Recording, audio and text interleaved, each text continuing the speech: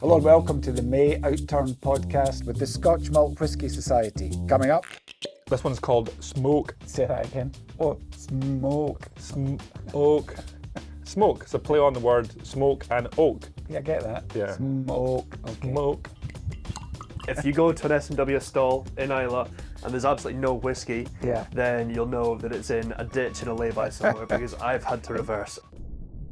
Hello and welcome to the May Outturn Podcast, looking ahead to a cracking month, joined by my trusty co-pilot, Calum Lawson. Co-pilot. Oh, does that not Does that work? mean that you're like Batman and I'm Robin? Yeah, I think it does actually. I'm steering this and you are helping to navigate, Yeah. keep us on track. It's an important role, Calum. You are older and wiser, so Thanks. I'll respect that. Yeah, I think there's a bit of a dig there. May is, of course, festival season. By the time this comes out, Spirit of Speyside will be up and running. Yep. It's all happening in Speyside. And then obviously Islay's at the end of May, That's right. festival season. What does it mean to you, Calum? What does festival season mean to me? Yes.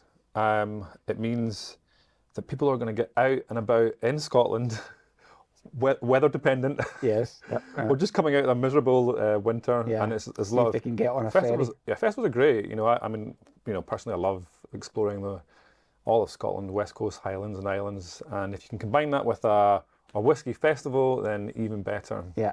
You were in Islay last year, weren't you? I was. For Fage. Yeah. How was that? It was great. It was fantastic actually, and the weather was fantastic too, All right. That which helps. obviously helped. I'd been to Islay once before, and that time when I went, I didn't realise that you had to pre-book tastings and tours and things like that. So even in October, we couldn't get into. Oh, right. We managed to get into one distillery for a tasting, and apart from that, we went and visited them. But Yeah. but loved Islay. Very keen to go back, and I got asked to go and help with the society at the Islay Whisky Festival. But I think the only reason they asked me to go is because I could drive the van. Well, you do come in handy occasionally. Occasionally, you know, lug some boxes around and drive the van, basically. But I happily accepted, and it was a great week. Yeah, we had all kinds of different events on. We had tastings, dinners, we had pop-up stalls. We were at the Independent Bottlers Festival, and we got a wee bit of a chance to go around and because I'd never been to the festival before. So I got a wee bit of a chance to go around and see what's happening. Yeah. And it's funny because you think, oh, all these people are going to be going to Islay. It's going to be right. Everywhere's going to be rammed. But because every single day each distillery does their distillery day, Yeah.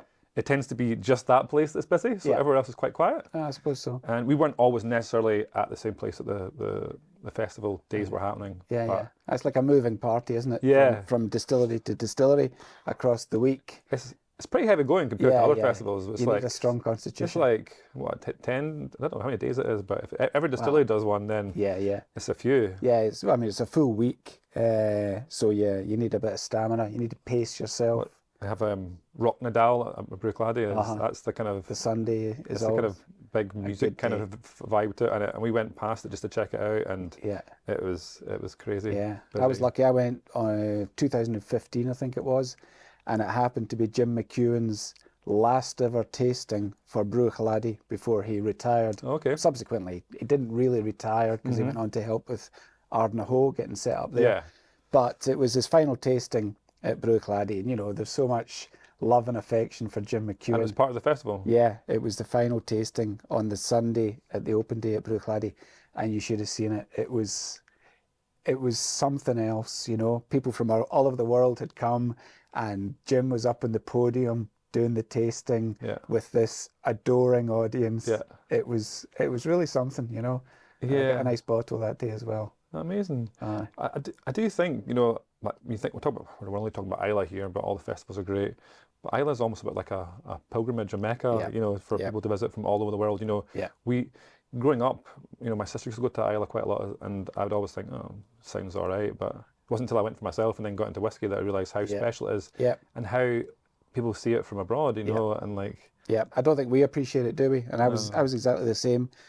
I think the first time I went over and I was doing a piece for Unfiltered about the kind of people who'd made a pilgrimage, and they Yeah. hadn't just come from Glasgow or Edinburgh or, you know, somewhere nearby.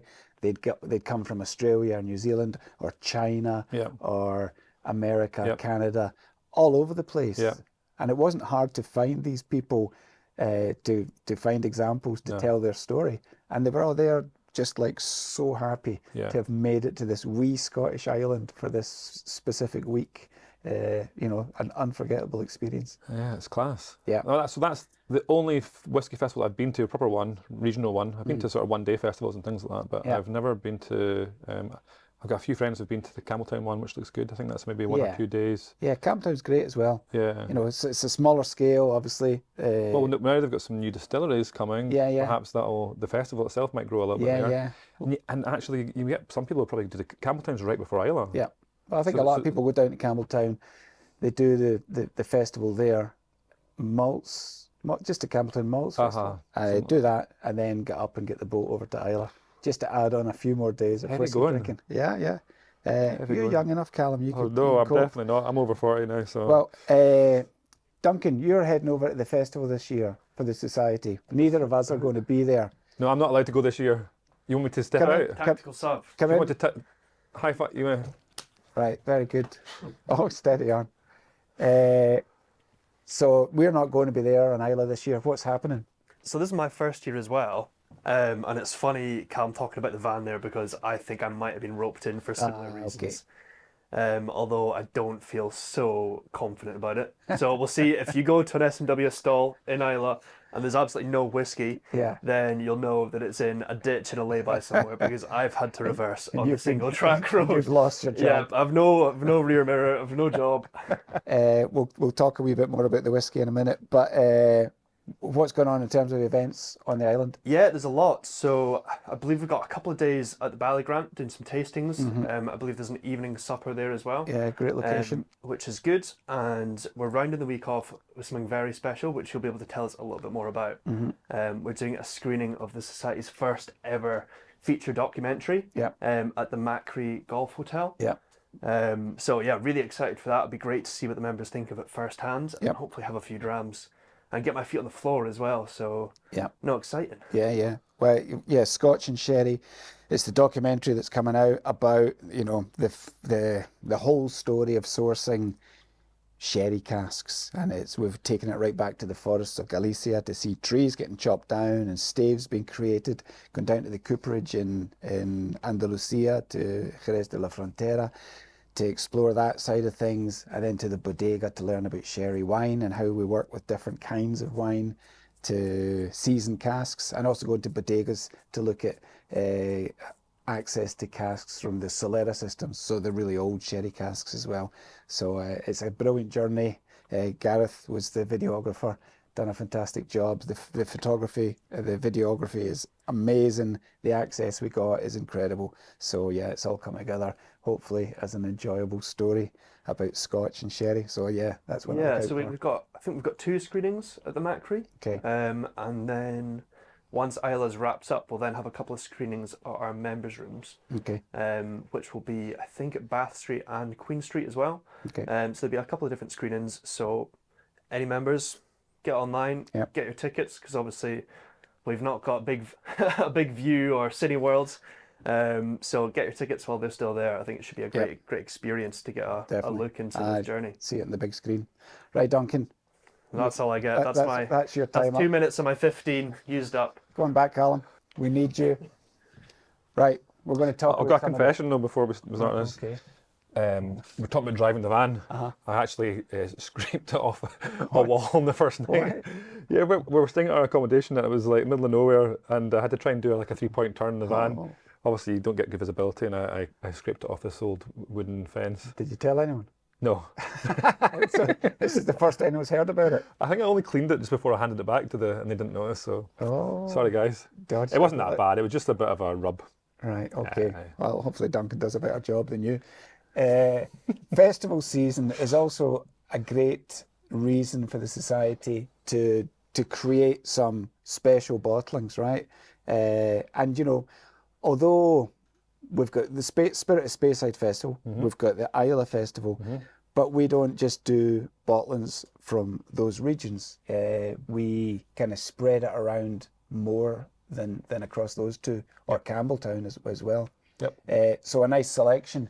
Shall we start off with do you want a wee whiskey? I'm Do you want a wee whiskey? I'm getting a dry throat. You're going to brush your teeth? I'll brush my teeth with Viking toothpaste. I thought that's why you were Yeah, I saying. knew it was some sort of toothpaste. Right, I okay. can't remember it was Viking. So, Thank you, sir. yeah, you're welcome. So this is in celebration of the Campbelltown Malts Festival. So it's a Campbelltown whiskey. Yep. I know that much. Distillery number 93. Distillery number 93. Yeah. It's a little bit of peat. Yeah. It's actually oil and coastal. Well, you don't have to struggle too much to identify it as oil and coastal. That's quite kind of engine oily, isn't it? Yeah.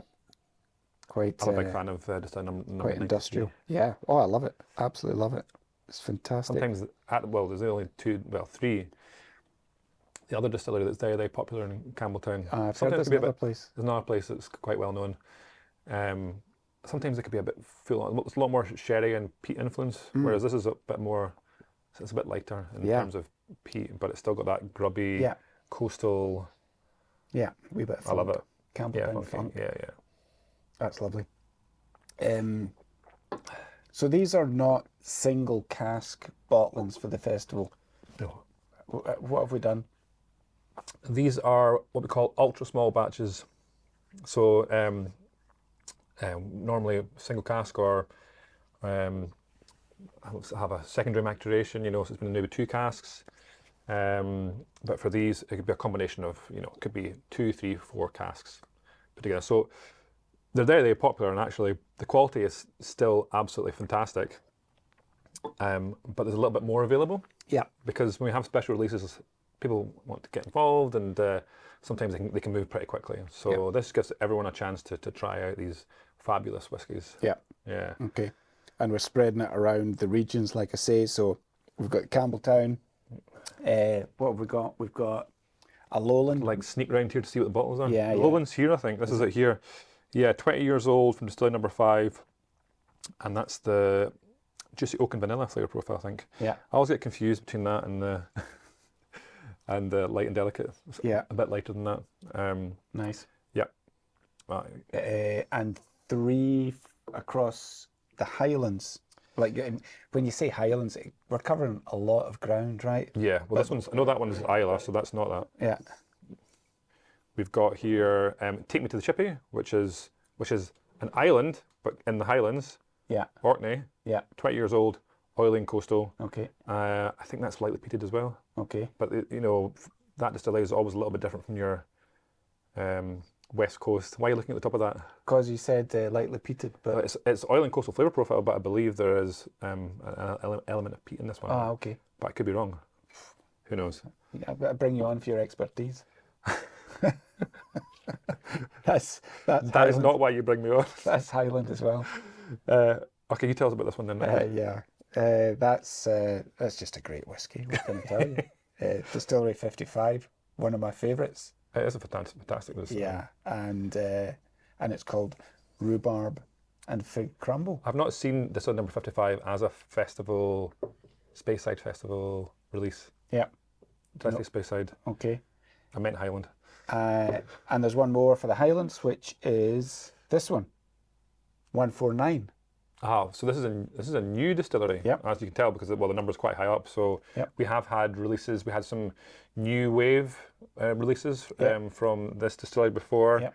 One that we're very excited about and very popular. And they were only like 3 years old, weren't they? So it has fairly jumped up in age. This one's 8 years old, oil and coastal, and it's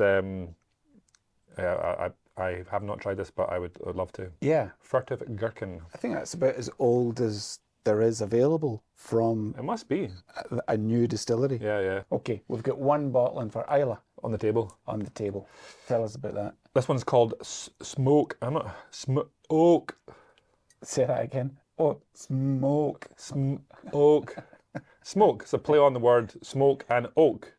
Okay. This is 25 years old. Yeah, I get that. Smoke. Yeah. Smoke. Okay. Smoke.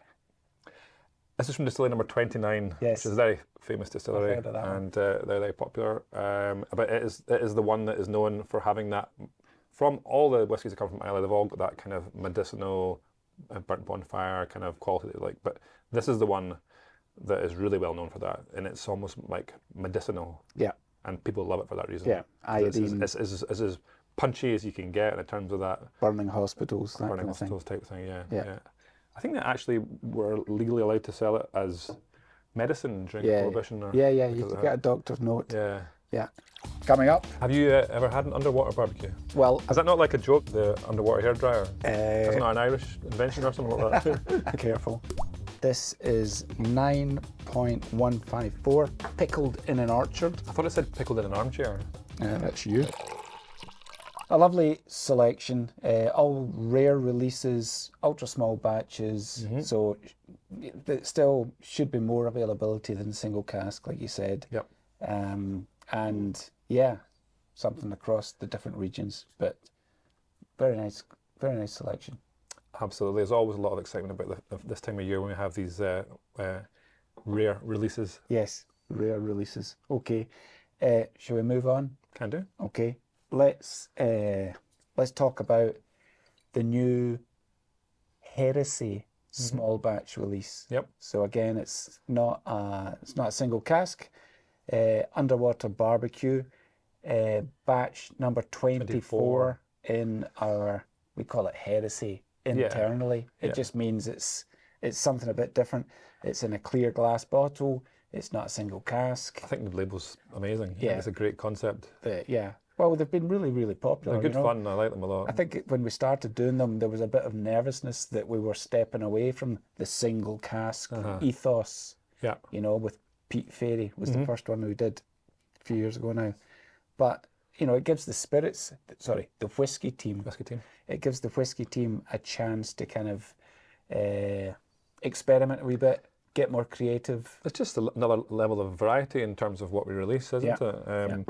We talked about these being, the first releases being ultra small batch, moving away from sort of single cask, and then this is what we call a blended malt. So a combination of multiple distilleries, multiple casks. Right. And, you know, means that it won't last forever because they're very popular, but you're more likely to have this and go back for a bottle or for a dram again next time you're in the venue or online. Well, we've got a wee bit of information here and don't have to remember anything. That's good. Do you want to taste it first? Oh, we get to taste this one? Why not? Oh, brilliant. Throw this away. I've not tried it. So the heresies are all related in a way, aren't they? Because some of the liquid will trickle down from earlier batches. So it's like a family tree. There's a link to Tar Pit, which was a really heavily peated and sherried heresy relief. Yeah. I can't remember what number it was. 17. And does it not go all the way back to Battle Axe? Well, yeah, actually. Yeah. Battle Axe, and then Tar Pit. And then there's, what do we call it? Smocus fructosus. Well said. I don't know if I can say that. Smocus fructosus. You said it right earlier. Did I? Okay. People can't even write it. I think I was calling it the wrong name the whole time we had it in the it. venue, so I'll give you... No, that's yours. Yeah. I don't want to contaminate. I don't want to give you any germs. Carrying children's germs. Yeah. So, first fill bourbon barrels, American oak hogsheads, and second fill Spanish oak Oloroso hogshead. But some of these casks have come from Islay, and some have come from Orkney. Yeah. Okay. Yeah. It's got a light peatiness, but it doesn't leap out as being. It's almost a bit of a kind of lighter version of the Tar Pit in a way, because Tar Pit is really full on, but I've not tried it yet. But it's got similar elements, the peat and the sherry. Yeah. And you wouldn't necessarily identify it as that's an Islay whiskey. No. Or a Orkney whiskey. It's got an interesting colour to it as well. Yeah. It's kind of really deep, kind of golden colour.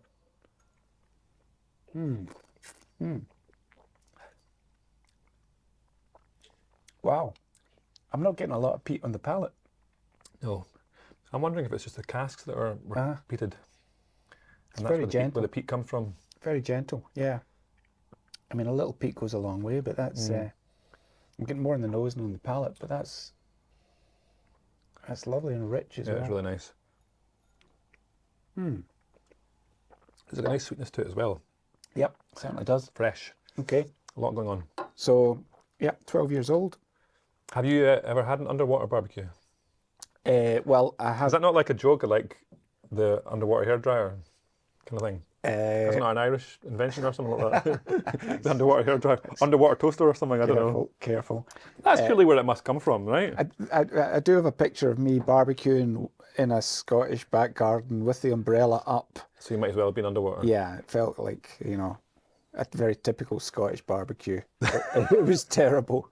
So that was like my underwater I feel like barbecue. in Scotland you can never plan a barbecue. No. You can never say, right, guys, next weekend come round to mine, I'm having a barbecue. Impossible. You've got to be like, let's play it by ear, and then we'll decide the day before, possibly that morning. And then we'll burn the hell out of our sausages Yeah. and our burgers. Yeah. But yeah, if you're planning a summer barbecue, the perfect whiskey. Yeah, Whether it's raining or absolutely. not. Right. Shall we do our... You're the boss. I'm the boss? Yeah. Okay, I like that. Okay, let's do this. Our entry-level whiskies, bargain picks. Let's do it. You grab one of those. I can have one, thanks. Okay, we picked these out of the May Outturn. We've got two from the same distillery, so we can... Yeah, okay. Yeah, twin cask almost. So these are in between £50.50 for this one. And these are both £60. These are both £60. Yeah. I've seen a few releases from distillery number 16. It's actually quite confusing having to. I'll just do one at the moment. And they actually are a very good alternative kind of peated style of whiskey, and they're very good value. It's 9 years old. They've always been good value. 16.94 Marmalade Tanker Fuego. And quite often they're recharred hogsheads, so they've got a nice colour to them. They've got a wee bit of depth of flavour as well. But they're cracking. Do you know what that is? Marmalade Tanker Fuego. What does fuego mean? Fuego means fire. So there you go. It's a tanker of marmalade on fire. Yeah. I like it. I think that's the vibe. Well, they've got the charred kind of quality to it there. Marmalade, it's from the spirit. Fire. Yeah. Whiskey's flammable, Yeah. Okay. Especially strength whiskey. And is that the same age? It's the same year. It's not a sister cask, but this is October, and that one is July, both 2013. 16.93, chewing on a pirate's wooden leg. So it sounds a little bit different. Okay. It sounds quite aggressive, like you're being attacked by a pirate and you're trying to defend yourself. So all you can go for is the wooden leg. 9 years old, and this is the lightly peated flavour profile. See the difference there. So there's a wee difference in shade, lightly peated and peated.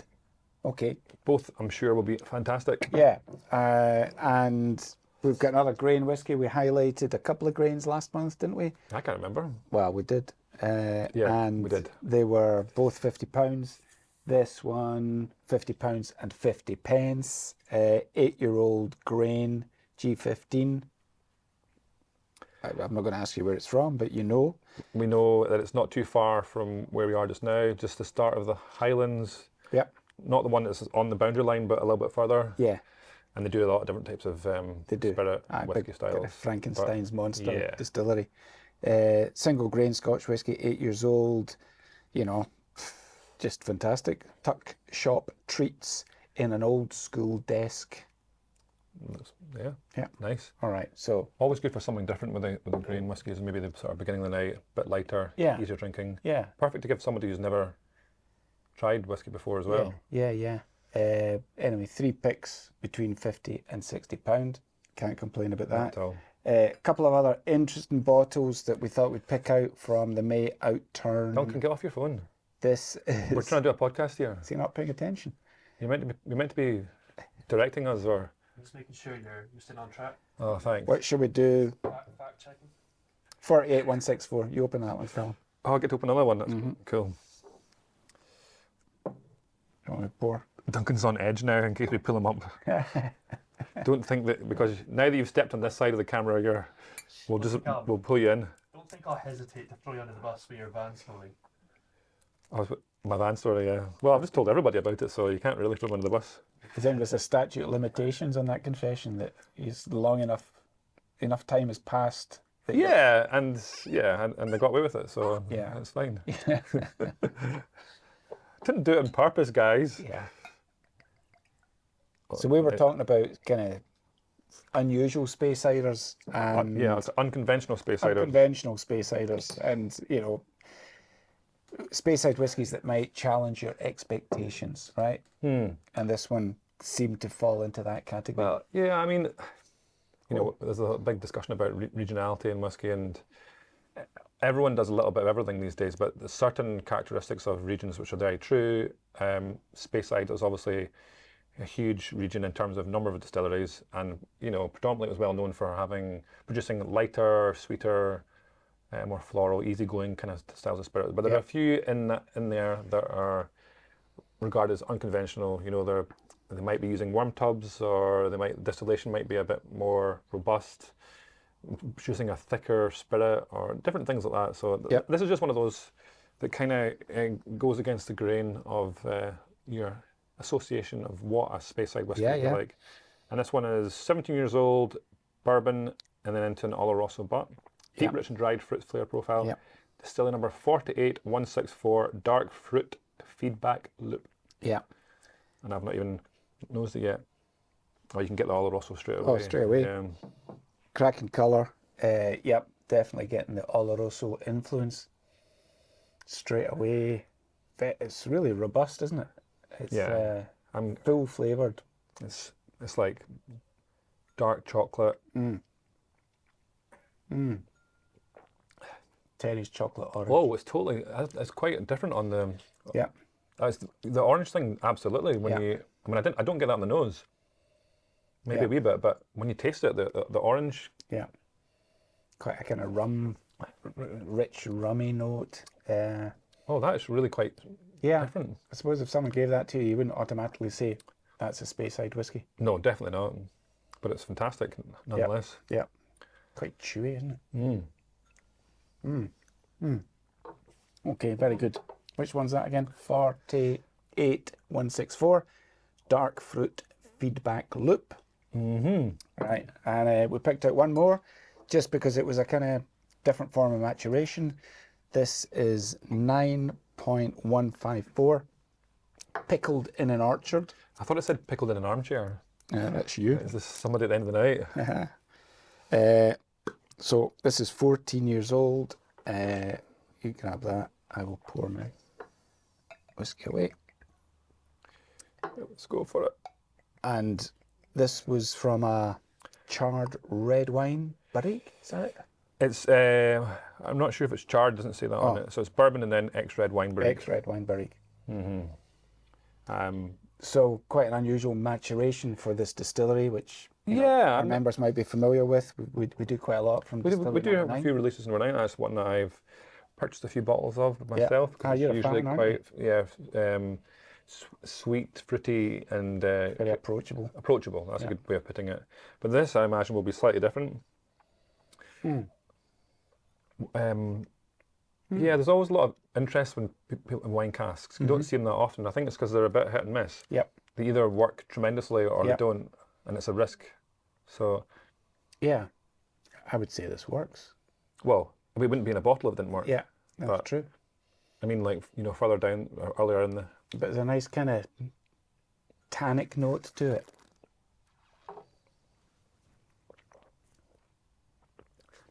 Actually quite drinkable without even... I mean, it's 54%, but I wouldn't necessarily want to add water to that. Yeah. But the red wines, it's not like overpowering things. No. It's got a kind of... It's got a floral bouquet kind of... Yeah. It feels like it's there in the background, but it's not too much. No. It's not it's not destroying the whiskey's character.